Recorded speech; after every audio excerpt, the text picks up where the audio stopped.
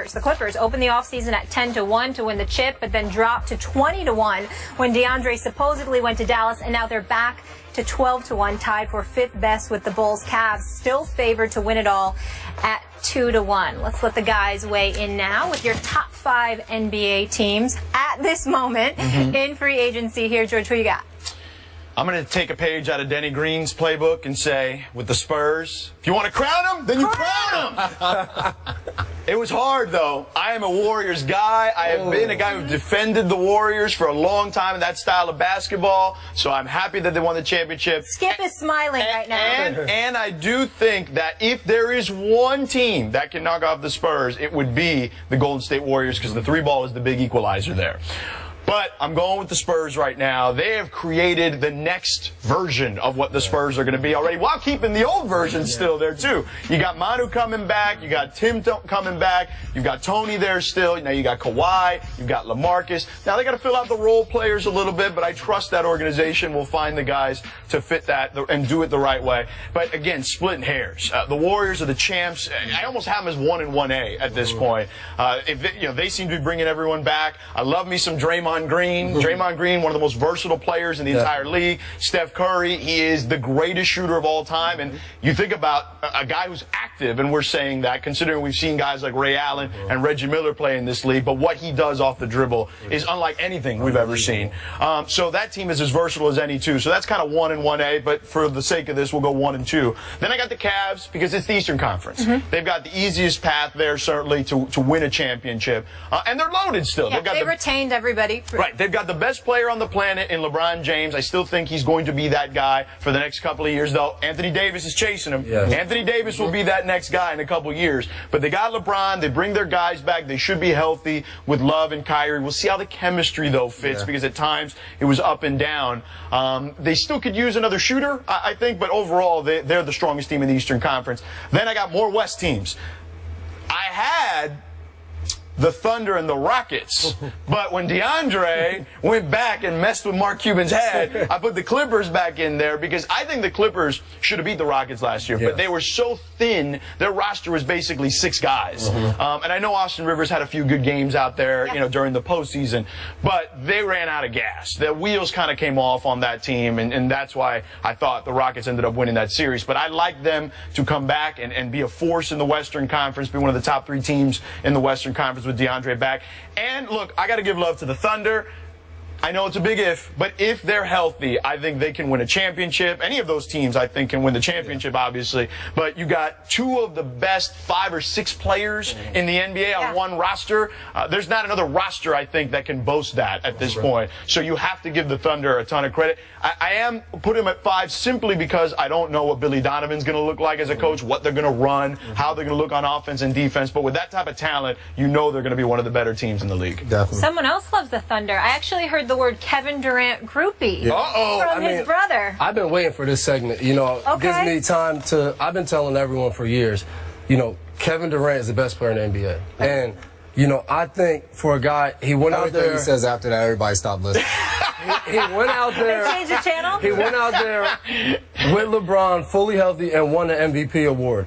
And then probably would have came back and won another MVP award if it wasn't for being injured. And then now, but since he was injured, you get a guy that steps in and, at some parts during the season, if he doesn't get hurt early in the season, Russell Westbrook had a good chance to be the MVP this year. So you take that team and finally having a low post guy like Cancer who can score, He's a restricted free agent. Yeah, got to re-sign him. Hopefully no one poaches him and we can keep him. And then now Ibaka's getting better. You went we. Yeah, I was about to say. That's a slide right there. You grew up in Jersey and you went we. Celtics fans. You can't root for the Knicks, man. No, you can't root for the do Knicks. like the Celtics. Yeah, I mean, I'm Thunder and I root for the Celtics. Yeah.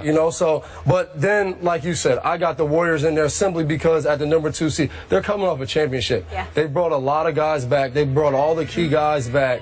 And, obviously losing David Lee, doesn't look like it hurt you in the regular season because he didn't play much. But he ended up being pretty big in the postseason, stepping up and having to play. But then, I go Cavs, Spurs, and Clippers. And the Cavs, I think you got some question marks there. Obviously, you don't know what's happening happened with Tristan Thompson. You know, you hear he's signing a deal, then you hear he doesn't. Then you hear LeBron wants him to sign before he signs. So who knows what goes on there? And then I think that's what leads a little bit. No, I don't think so either. But I think that's what leads a little bit to them not having great chemistry. But he has the opt out there that where he's sitting there and he's putting the pressure on Dan Gilbert to do exactly what he wants. Yeah. So I think when you have a team built like that, who do you listen to once the season starts? Am I listening to the star player / head coach / GM / owner You know, who am I listening to here? And I think that hurts them, you know. And then I went Spurs because I do think the Spurs, you know, you have a great core group of guys, and then you add, you know, David West and Aldridge. I forgot David West. You know, and David West is a veteran who's going to bring even more leadership. That's another guy you can count on. And I think a big pickup for them might be Ray McCollum coming from the Kings, who's a young guy. Every summer league he's played and he's dominated. And I think, you know, sometimes you get on a team like the Kings where it's a lot of young guys, it's not winning. You're just out there playing. And I think he's beginning a system with San Antonio where he's a great shooter. And the reserves always play well there. Yeah. I think he has a chance to blossom there. And then obviously with DeAndre Jordan going back, you have to put the Clippers in there. You know, obviously the open round against the Spurs could have went either way with them winning that. But like you said, there's no way they should have really lost the series up 3-1. But you know, fatigue comes into effect. We saw that in the finals with LeBron. You know, you can't go out there and dominate and play all those minutes every night in a long series. So, but like you said, any of these 5 teams can win. Obviously, I think the Thunder have the best chance of winning if staying healthy, but any of those teams can win it. Now, you want to out him more on the Kevin Durant relationship? Yeah, obviously he's wrong. You know, one of his teammates is friends with, I think, Durant's friend, and we're literally at the after party at the Super Bowl, and he's in the corner FaceTiming Kevin Durant. It's like that? I mean, it's just screenshots. He has of the biggest smile on his face. And there's just two guys that play on great teams, great organizations. Just congratulate and, you know, gave them good luck going into the season. So no big deal. Did you send him some emojis on the text? No, emojis are huge though. That's not just a woman. I'm an emoji guy, but no emojis. That's a whole nother debate. Yeah, Men and emojis, whole nother No, thing. there's some manly emojis out there. There are, Yes. really. I don't know about the emojis. I debated on emojis and eventually I caved. Are you on an emojis. emoji guy? I caved in recently. I wasn't, but I caved. There's some pickup You're line an emojis. emoji guy? Yeah, you can really get a girl over text message with some key emojis. You definitely Let's get into Jason's picks though. We'll discuss the emoji game later. Yeah, we'll leave that for later. You know, I started out with the Warriors, you know, a team that won the NBA championship, and they have the whole team back. You know, Steph Curry's only getting better now that he's been healthy the last few seasons. You still have a guy like Klay Thompson, where they're probably the best backcourt in the entire league. You have basically the best point guard from last year, and then you can say Klay Thompson's the top 3 of the shooting guards with himself, James Harden, and Jimmy Butler. So a backcourt like that with a guy like Draymond Green who put up triple-doubles throughout the playoffs, like that's hard to beat. You know, a guy like Harrison Barnes struggled a little bit in the finals, but he's a key piece for them that probably when his deal is up, he may go sign a big deal elsewhere, but they still have all of those guys intact and still have a guy like Bogut too playing center, a big guy down low. So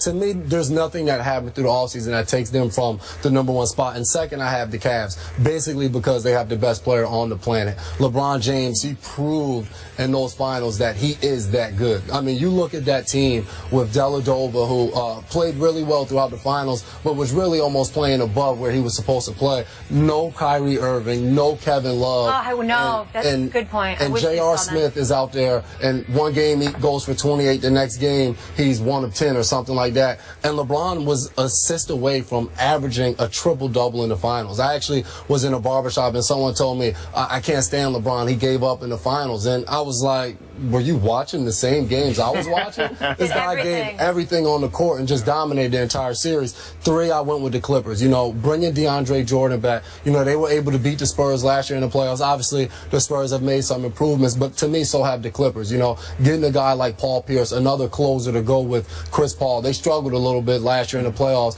coming down to those last shots. If CP wasn't able to get the shot up, Blake struggled a little bit where he'd be just tremendous through the first 3 quarters and struggled a little bit in the fourth. You know, that is Paul Pierce, the truth. The fourth quarter is where he comes alive. We were talking about it earlier. You know, this past year in Washington, his minutes were kind of held back throughout the regular season. Then you turn on the playoffs and he's hitting game winner after game winner, whether it was before the buzzer or after, you know. So that's just what he does. And, you know, so then after that, I have the Spurs at 4 because of the moves they've made in the offseason with Aldridge. And it's gonna be fun to watch a rotation of Aldridge, Tim Duncan, and David West. So that'll be very exciting. Then don't forget Splitter. Splinter. No, he's gone. He's gone. They traded him to Atlanta. Yeah, he's gone.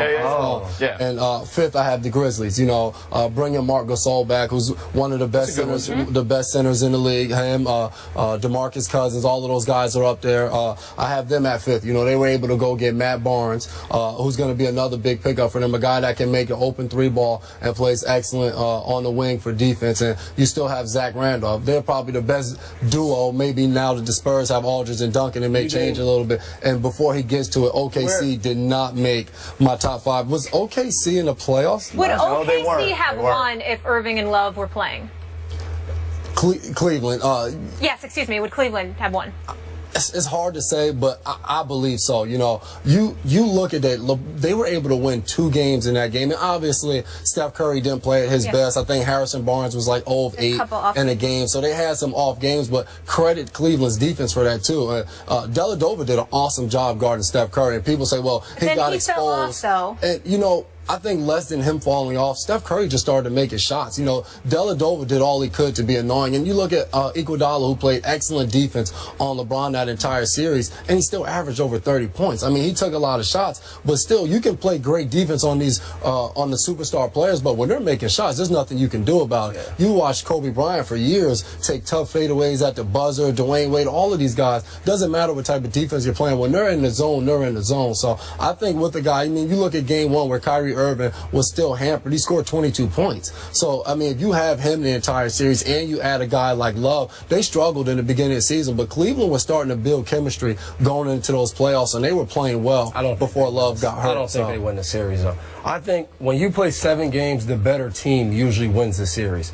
And I think from top to bottom, Golden State was the better. Because even with Love and Kyrie out there, you still don't really... 2 years ago, you're going to tell me Miami was the better team than the Spurs, just overall?